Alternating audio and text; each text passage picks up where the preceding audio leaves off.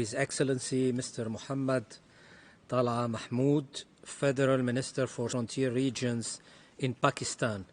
Your Excellency, you have the floor. Very much.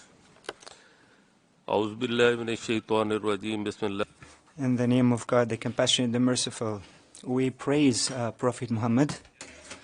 Commissioner, Excellencies, ladies and gentlemen, let me begin by expressing my deep appreciation to High Commissioner Filippo Grandi and UNHCR for their valuable work across the globe, including in Pakistan. Pakistan appreciates its decade-long partnership with UNHCR. However, it is time that more must be done. For over 4 decades, Pakistan has been on the front line of ensuring protection of one of the biggest refugee crises. Today, Pakistan is also at the front line of a climate change impact. On both accounts, Pakistan was not responsible for these crises.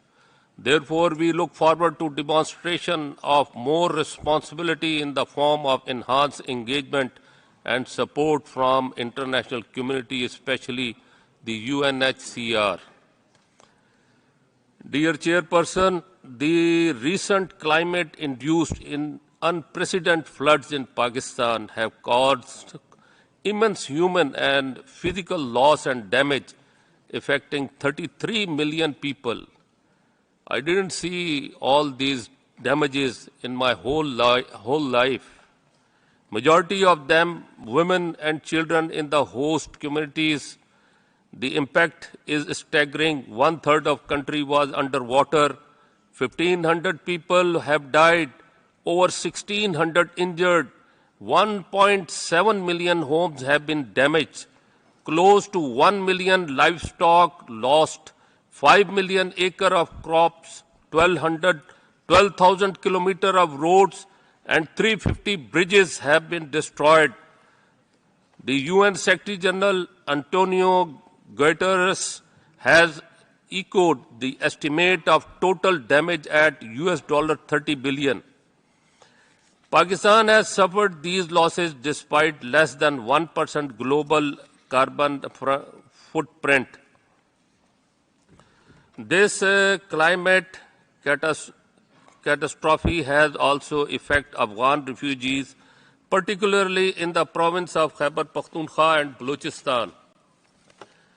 Despite these challenges, Pakistan has stood firm to ensure protection and provision of essential services to over 3 million Afghan nationals. Chairperson, on its part, Pakistan remains committed to working with partners to advance the solution strategy for Afghan refugees, SSAR, and its 3 pillars. In the context of repatriation, I appreciate the increase in repatriation grant to returnees from $250 to $375.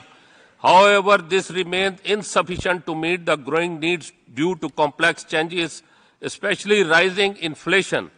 Chairperson, Pakistan has undertaken documentation to advance access of Afghan refugees to livelihood and banking services in Pakistan. The derived exercise, that is document renewal and information verification exercise, completed successfully last year with financial support of UNHCR, is aimed at facilitating Afghan refugees and their eventual voluntary return and reintegration into their homeland. We welcome the donors' contribution to the Refugee Response Plan, RRP of $310 million for Afghan refugees and host communities in Pakistan. However, we are deeply concerned at the modest level of funding to the RRP so far. Delay in funding may compromise our ongoing efforts. On behalf of the government of Pakistan, I strongly request UNHCR to take steps for timely mobilization of resources.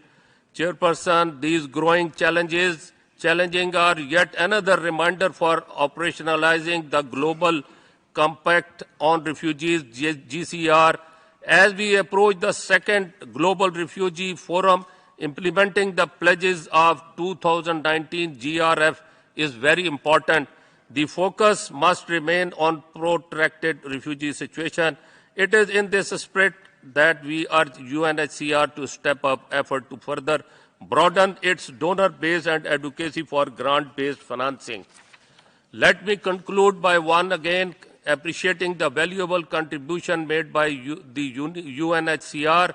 Pakistan looks forward to a strong and continuing partnership with UNHCR in the future. I'm really very thankful to you. I thank you, Your Excellency. We will turn now to the High Commissioner in order for him to join in the debate with some remarks. Go ahead, High Commissioner.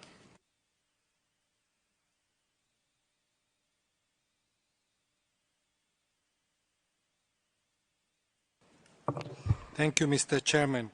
And let me start with this last statement. Minister, thank you very much. I thank the Minister Safran for his important statement. And let me once again, as we have done in the past, share, and I think this is a feeling of everybody here, share our sympathy for the losses and the damage incurred during the catastrophic floods that we have all been witnessing on TV and social media, and assure you that UNHCR, as has already been done, will continue to be part of the humanitarian response that the government has led with the support of the international community. But, you know, your remarks on the climate emergency impact on Pakistan and the very little role that Pakistan has